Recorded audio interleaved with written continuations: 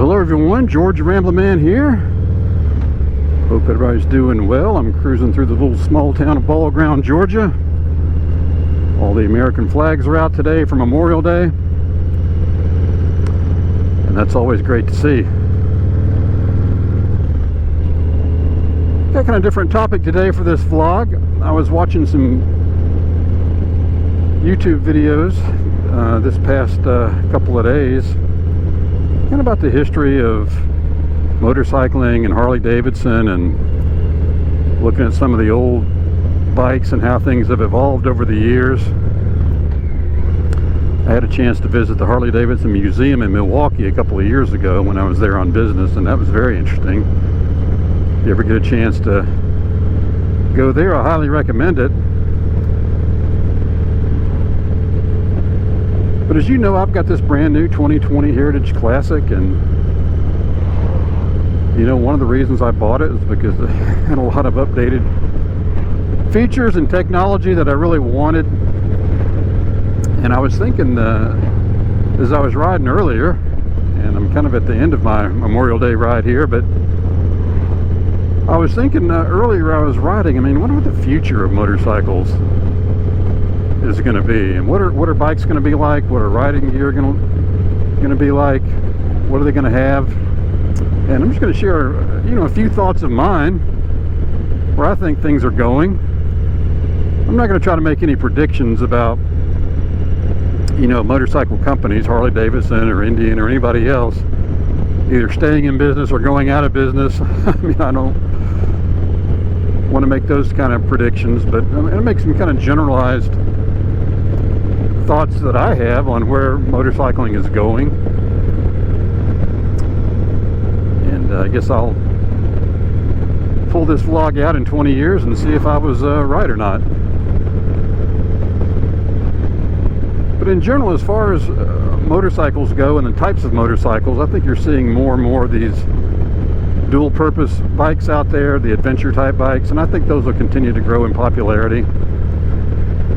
I think there'll always be a market for, you know, specialized bikes, dirt bikes, you know, the super fast sport bikes, cruisers, touring bikes. I think there'll always be a market for those types of motorcycles. They, you know, attract different types of riders, and there's always the debate about Harley Davidson attracting new riders and trying to,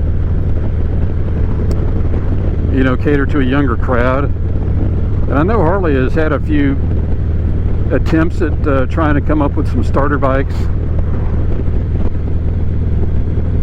you know, for newer riders, and they had that Street 500 and Street 750 that looks like only lasted a couple of years. You know, I personally think if Harley would just tweak the Sportster models a little bit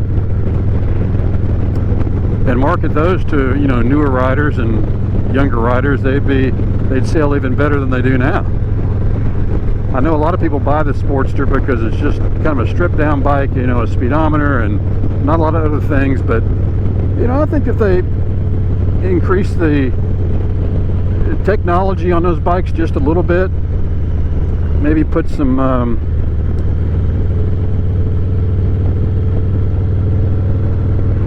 different things on it, you know, technology wise, that appeals to especially the younger riders, I think they would sell better. Maybe a little bit upgraded displays, you know, LCD type displays with more information on there, make ABS and LED lights standard. I think they could market that to the younger crowd, and they'd sell even better.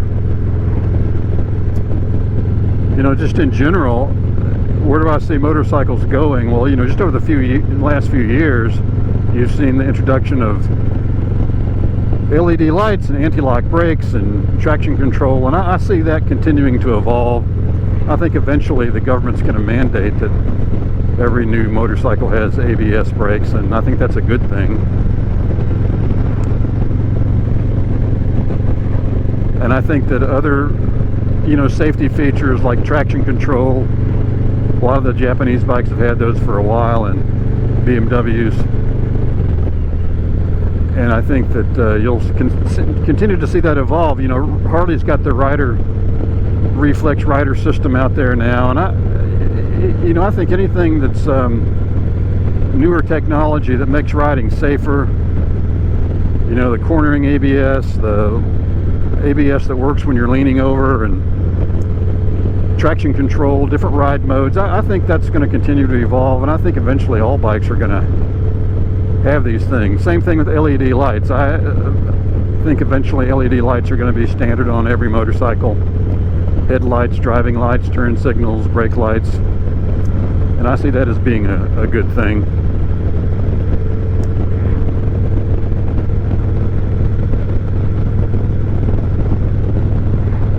You know, as far as the future goes with the environment and and the gasoline engine, you know, I know there's a big push now for alternative forms of cars and trucks and motorcycles other than just the gasoline engine.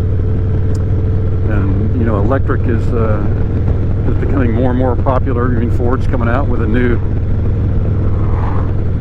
all-electric Ford F-150. General Motors has said by like 2030 or 2035 they want all their vehicles to be electric, and I don't know if it'll happen that quickly or not. But I think electric vehicles are here to stay whether we like it or not, including motorcycles. There's only a few out there right now.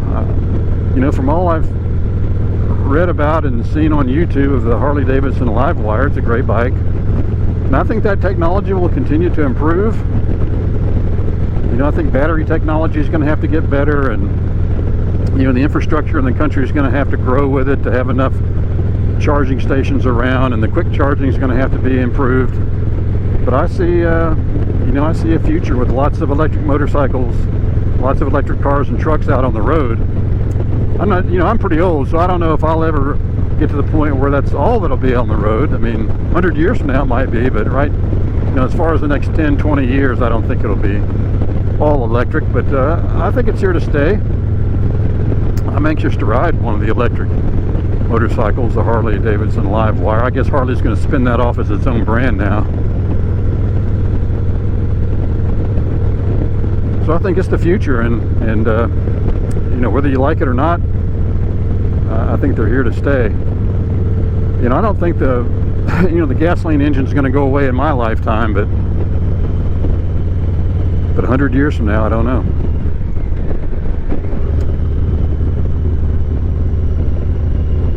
Like I say, I think there'll always be a market for these cruiser bikes like I'm riding, and touring bikes. I mean, it may be a smaller share of the market versus other types of, you know, bikes that are out there, but I think there'll always be a market for these. And I read an interesting article. It was the same article really that said, you know, General Motors is going to be all electric in 2030 or 2035. You know, Chevrolet does not make one single American sedan automobile. All of their vehicles are either these little crossovers or SUVs or trucks. And you know, 30 or 40 years ago, you thought, you wouldn't believe that, but it's the truth.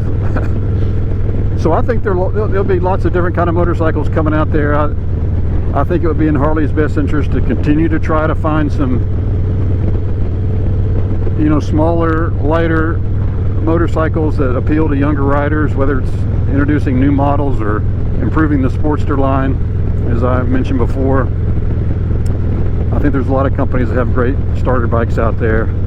You know, the Kawasaki Vulcan S that I rode a few months ago and did a little review on, I think is an excellent bike.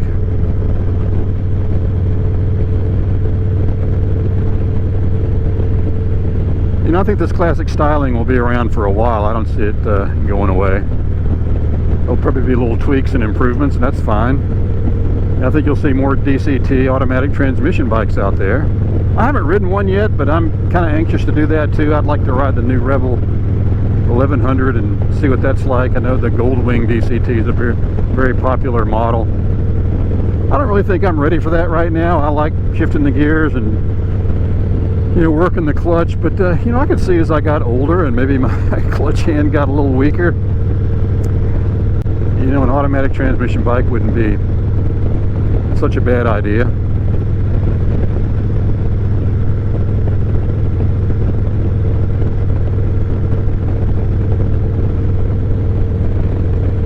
see a little bit about motorcycle gear. You know, I don't know how long it's been since they've had the Kevlar line jackets and pants and gloves, but I think that's a good thing. In fact, the riding pants I have on right now have got Kevlar lining in there. And I think, you know, jackets will continue to improve. But I think the biggest thing that's going to show some improvement over the next 5 to 10 years is going to be helmets. And it's going to be the evolution of the smart helmet. You know, right now, if you want a motor vlog, you pretty much have to, you know, get a GoPro and get a microphone and figure out how you're going to mount it and hook up the mic, and it's pretty much of a process. But there's helmets starting to come out now that have all the things built into it. Senna's coming out with some. There's some other brands out there. I think in the near future, you're going to see a lot of really safe full-face helmets. They're going to have the, you know, the Bluetooth communication, the cameras, heads-up displays on the visor, all kinds of things I think you'll see built into these smart helmets. And I'm anxious to see that. You know, I wouldn't mind trying one of those out one day. I rented a car not too long ago on business. It was a Chevrolet Camaro, and they had the little heads-up display that you could have on the windshield that would show your speed and even some of your GPS directions. It was, you know, kind of like a fighter pilots have on a jet plane. So I think the helmets will continue to evolve in that manner too. And you know, I'm all for technology. A lot of people in motorcycles, I don't like anti-lock brakes. You need to learn how to use the brakes, and I don't like all this technology. And I have to admit, you know, I've said before, I think sometimes you can get too distracted on a motorcycle with these infotainment systems and all the kind of things you can scroll through on there. I mean, how much do you really need to know the altitude you're riding at, and you know, the temperature outside and all that? But you know, it's all there, and people are getting used to it in their cars, and I think they want it on their motorcycles as well, especially if you're doing a lot of touring. I can see the GPS being a great thing. But I'm all for, you know, technology improvements when it comes to motorcycle safety. Anything you can do to make it more safe, I'm all for. I was watching this channel the other day that I watch sometime, MC Rider. He's a guy out of Texas that does a lot of safety type videos, and he's I think a motorcycle instructor. And he said he wouldn't have a motorcycle without ABS. He thinks the most important safety feature he has on his motorcycle, second to his helmet, is the ABS brakes. And the people that kind of poo-poo the ABS brakes, I mean, my old bike did not have them, and I locked up the rear wheel a few times and kind of puckered up some and loose gravel, and I, you know, I've got ABS on this new Heritage, and I have not had a chance to, you know, need it, but I'm glad that I've got it. I mean, I just do feel safer. And I think, like I said, I think the government will eventually, you know, mandate ABS brakes on all motorcycles in the near future. I think they mandate it on automobiles. I don't think you can get a car without ABS brakes. So so those are my general thoughts on where I see motorcycle going in the future.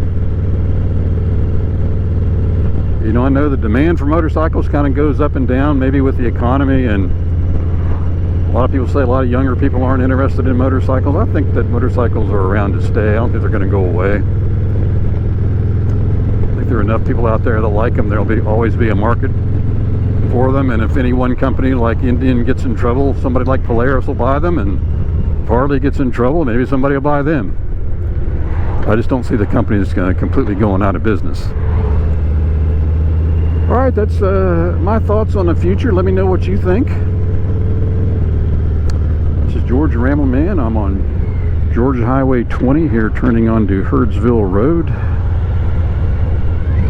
In Cumming, Georgia, not too far from my home, headed home. Everybody have a great week. So long, everybody.